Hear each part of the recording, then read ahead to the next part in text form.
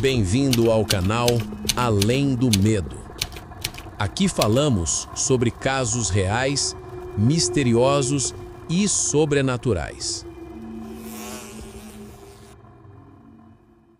Era uma manhã tranquila na Austrália, até que um corpo foi encontrado deitado na areia, vestindo um terno impecável, sem documentos e sem identidade, apenas com um bilhete no bolso escrito Taman Shud.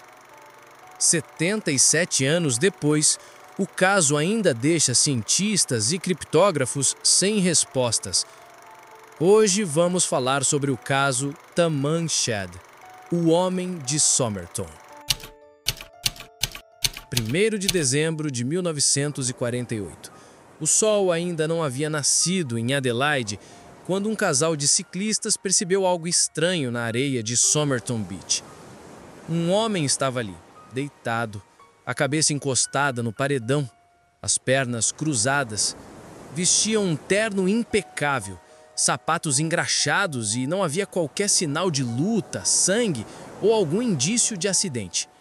A princípio, parecia apenas um bêbado dormindo após uma noite longa demais. Mas quando a mulher se aproximou, um arrepio percorreu sua espinha. O homem estava morto.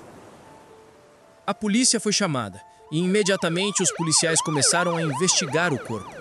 O homem estava usando um terno muito bem alinhado, seus sapatos estavam engraxados e ele não usava chapéu, algo incomum para a época.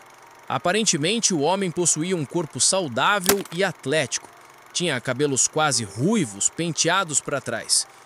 Parecia ser uma ocorrência normal, provavelmente um homem que teve um mal súbito e infelizmente faleceu na praia. Mas algumas coisas bem estranhas começaram a chamar a atenção dos investigadores. O homem não tinha nenhum documento, nem carteira, nem nenhuma marca que dissesse quem ele era. Mas os policiais descobriram algo ainda mais misterioso. As etiquetas das roupas foram cuidadosamente retiradas. Nem o chapéu, nem os sapatos tinham identificação. Era como se alguém tivesse apagado cuidadosamente cada vestígio de quem aquele homem poderia ter sido. Com o homem foram encontrados um cigarro não aceso atrás da orelha, outro cigarro fumado pela metade caído num colarinho. No bolso estavam 2 bilhetes de ônibus e outro de trem, um pente americano de alumínio, um pacote de chicletes, um maço de cigarro e uma caixa de fósforos. O corpo foi levado ao necrotério de Adelaide. No dia seguinte, o laudo da autópsia estava pronto. Era um homem entre 40 e 45 anos, 1,80 m, com olhos castanho claros, cabelo claro de coloração ruiva e ligeiramente grisalho em torno das têmporas. Não havia sinais de nascimento ou marcas pelo corpo. O patologista John Burton Cleland escreveu: o coração estava em seu tamanho normal, e normal em todos os demais aspectos. O estômago estava profundamente congestionado, hemorragia gástrica aguda, congestão extensiva do fígado e do baço e congestão do cérebro. Estou convencido de que a morte não foi natural. Suponho que o veneno utilizado pode ter sido um barbitúrico ou um hipnótico solúvel. Mas não havia espuma, nem cheiro, nem vestígios claros de substâncias tóxicas. O corpo estava limpo. Durante o exame, um pequeno detalhe passaria despercebido até dias depois. No bolso pequeno da calça, aquele quase inútil, feito para moedas, a polícia encontrou um fragmento de papel cuidadosamente dobrado. Nele, 2 palavras estavam impressas: Taman Shud. Os investigadores logo descobriram a origem. O trecho vinha de um livro persa de poemas, o Rubaiyat de Omar Khayyam, obra famosa por reflexões sobre o destino e a inevitabilidade da morte.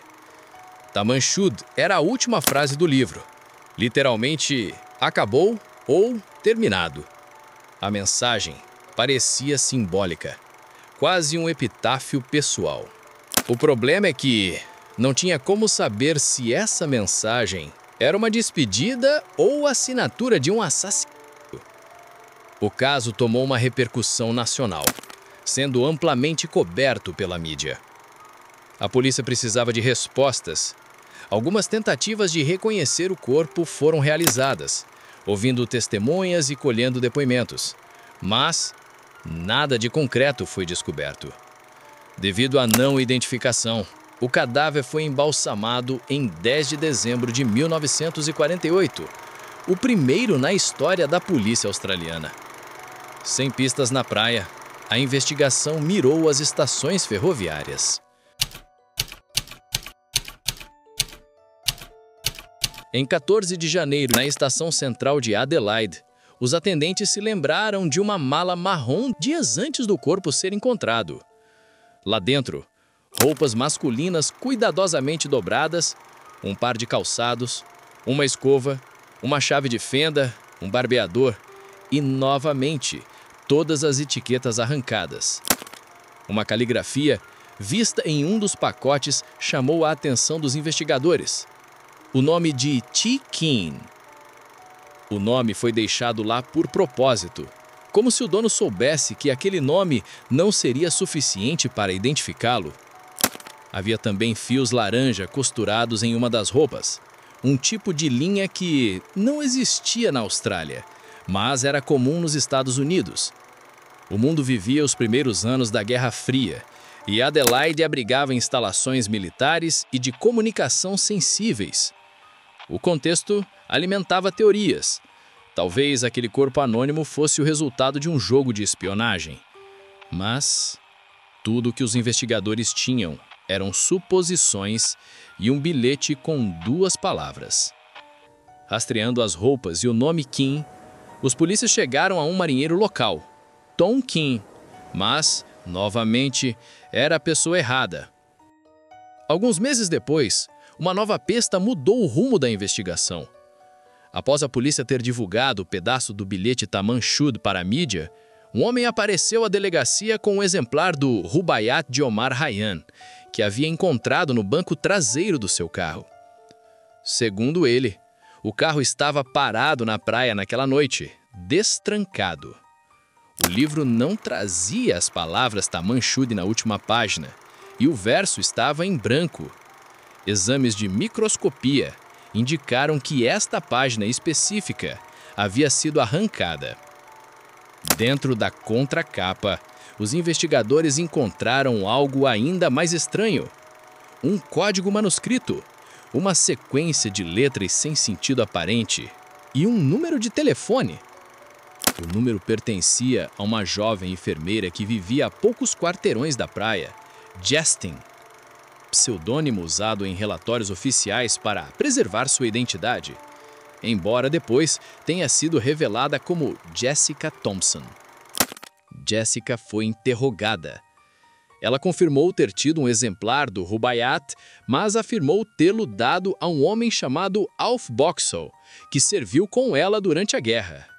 A polícia parecia ter certeza que o homem encontrado na praia era Boxall, mas a teoria foi por água abaixo quando os investigadores o encontraram vivo. O nome Justin aparecia de fato em uma dedicatória no livro original de Boxall, mas aquele exemplar ainda estava com ele e estava intacto. O livro ligado ao homem de Somerton era outro. Na tentativa de conseguir alguma resposta, a polícia chegou a criar um busto de gesso, seguindo os moldes do homem encontrado na praia. E, durante as entrevistas, mostravam o busto para as pessoas. Quando Jessica viu o busto reconstruído do cadáver, testemunhas afirmaram que ela ficou pálida, tremendo visivelmente, mas insistiu que não o conhecia. O que quer que fosse que Jessica sabia foi levado para o túmulo, junto com ela, em 2007, ano de seu falecimento. O código manuscrito dentro do Rubaiyat parecia promissor. A polícia submeteu o texto ao Serviço de Criptografia da Austrália, mas o resultado foi frustrante. As letras não correspondiam a nenhum idioma, cifra militar ou código conhecido. Era possível que fossem iniciais de palavras, um mnemônico talvez, mas sem chave de decifração, nada poderia ser feito. Cada tentativa leva a hipóteses diferentes. Mensagens de amor, coordenadas, frases bíblicas, ordens de espionagem. Nenhuma comprovada. A polícia da Austrália compartilhou as provas do caso com outras polícias do mundo, incluindo o FBI dos Estados Unidos e a Scotland Yard da Inglaterra. Nenhuma delas conseguiu descobrir algo relevante.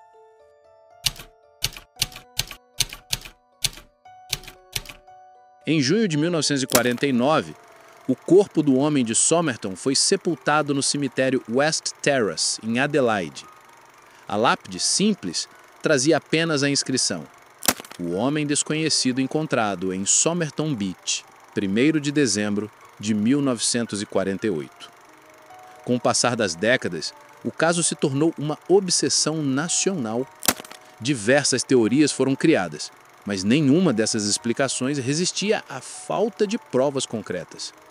O caso ficou arquivado, não encerrado, apenas esquecido no tempo.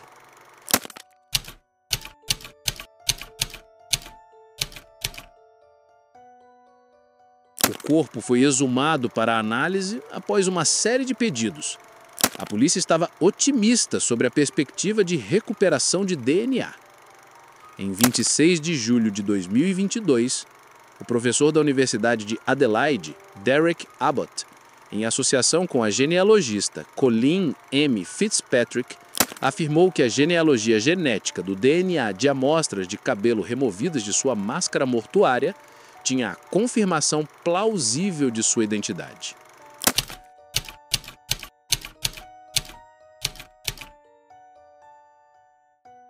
Após mais de 70 anos de mistério, a notícia correu o mundo. O homem de Somerton finalmente tinha um nome.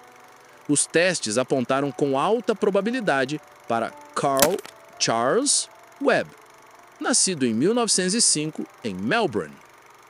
Webb era engenheiro elétrico e instrumentista, desaparecido nos anos 40 após se separar da esposa, Dorothy Robertson.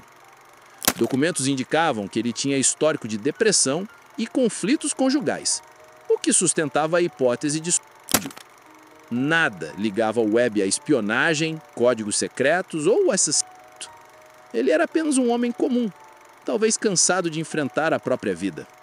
Aquelas duas palavras, Taman Shud, poderiam ter sido a despedida final de alguém que escolheu desaparecer. Ou, talvez, era o que queriam que pensássemos. O mistério permanece. Mesmo com a identidade revelada, perguntas fundamentais ainda permanecíamos sem respostas e não se encaixavam para alguém com o perfil de Webb. Por que todas as etiquetas foram removidas? Como o livro foi parar no carro de um desconhecido? Que substância ele usou para não deixar nenhum rastro no organismo? Como ele tinha acesso a essa substância? Por que não havia nenhum dado biométrico dele em nenhum arquivo policial? O que Jessica estava escondendo? E por que ele morreu em uma praia distante sem que ninguém o procurasse? Hoje, o caso está oficialmente fechado, mas não resolvido.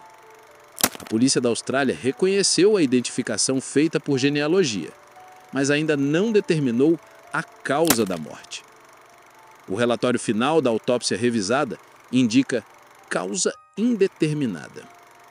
O túmulo original do homem de Somerton ainda está em Adelaide, agora com uma nova placa, mencionando o nome Carl Webb, o homem que viveu 43 anos e morreu anônimo.